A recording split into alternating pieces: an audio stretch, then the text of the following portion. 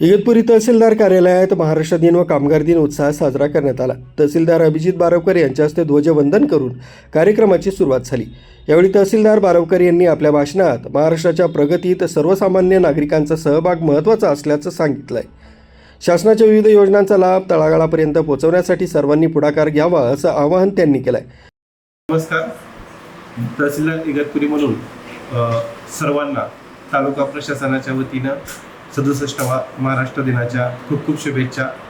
सर्व इगतपुरी वासियांना कामगार दिनाच्या देखील खूप खूप शुभेच्छा।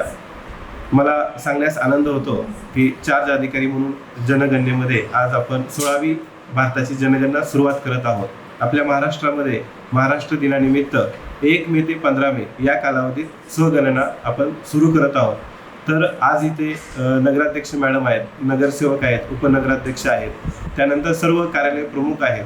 तर त्यांची स्वगणना करण्यात आलेली आहे। सर्व इगतपुरीतील नागरिकांना माझं आवाहन आहे, तालुक्यातील पूर्ण नागरिकांना आवाहन आहे की आपण स्वगणना करायची आहे, लवकरात लवकर करायची आहे। आपल्याला तो कालावधी 1 ते 15 मे आहे। त्यासाठी आपल्याला गुगलवर जाऊन sc.portal गेल्यानंतर जनगणनेचं पोर्टल ओपन होईल आणि जी काही पुढची प्रक्रिया आहे, प्रत्येक प्रश्नाचं आपल्याला उत्तर द्यायचं आहे। एकूण 33 प्रश्न आहेत।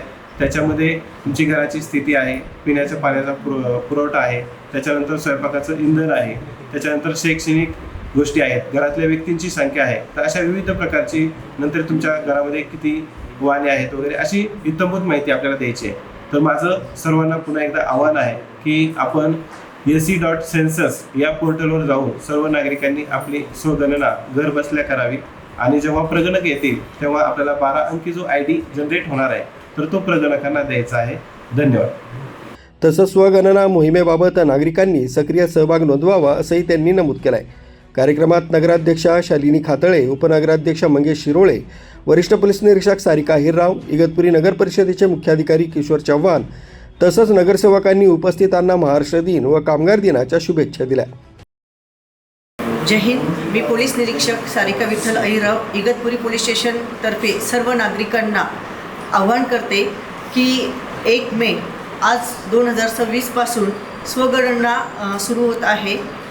सर्व प्रशासकीय अधिकाऱ्यांकडनं मी आवाहन करते आणि नागरिकांना मी सूचित करते की ज्यावेळेस प्रगणक आपल्या घरी येतील त्यावेळेस त्यांना सहकार्य करावे आणि आपली स्वगणना करून घ्यावी।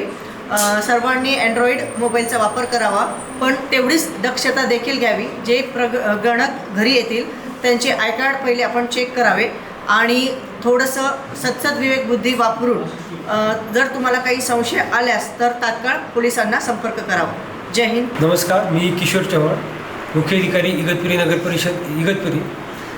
आज दिनांक 1 मे 2026 रोजी भारताची जनगणनेचा जो एक टप्पा आहे स्वगणनेचा, तो स्वगणना सुरू झालेली आहे। 1 मे ते 15 मेपर्यंत आपण स्वगणना करायची आहे।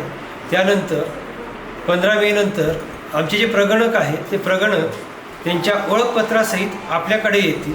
आपण त्यांना योग्य ती माहिती द्यायची आहे। आपली माहिती जी असणार आहे ती गोपनीय असणार आहे।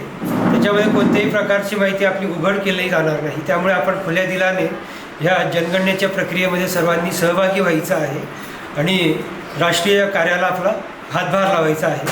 जय हिंद। या जनगणनेमध्ये आपण सगळेजण जसं सरांनी म्हटलं की खुल्या दिलाने सहभागी होऊया आणि निश्चितच प्रगणक म्हणून, पर्यवेक्षक म्हणून आणि जी जबाबदारी राष्ट्रीय सेवेची आपल्याला मिळालेली आहे त्या दृष्टीने आपण कार्यतत्पर राहून आपली गणनेमध्ये आपला सहभाग नोंदवूया। आपण 12 आकडी कोड हा लक्षात ठेवायचा आहे, तो सेव्ह ठेवायचा आहे आणि प्रगणक आल्यानंतर त्यांना तो द्यायचा आहे। त्यांनी स्वगणना मोहिमेबाबत जनजागृती करण्याचं आवाहन केलंय। स्वगणनेचे प्रात्यक्षिक दूरसंचार माध्यमातून श्रीमती बोराडे यांनी सादर केलं। या प्रात्यक्षिकातून नागरिकांना स्वतःची माहिती कशी भरायची याबाबत मार्गदर्शन करण्यात आलं। तसंच तहसीलदार कार्यालय परिसरात वृक्षारोपण करून पर्यावरण संवर्धनाचा संदेश देण्यात आला। या कार्यक्रमाला मंडलाधिकारी, तलाठी, कर्मचारी, सेतू संचालक, पोलीस कर्मचारी तसंच विविध सामाजिक संघटनांचे पदाधिकारी मोठ्या संख्येने उपस्थित होते। एकूणच देशभक्ती आणि सामाजिक बांधिलकीची जाणीव करून देणारा हा कार्यक्रम उत्साहात पार पडला। सुमित बोधक, न्यूज 7 मराठी, इगतपुरी।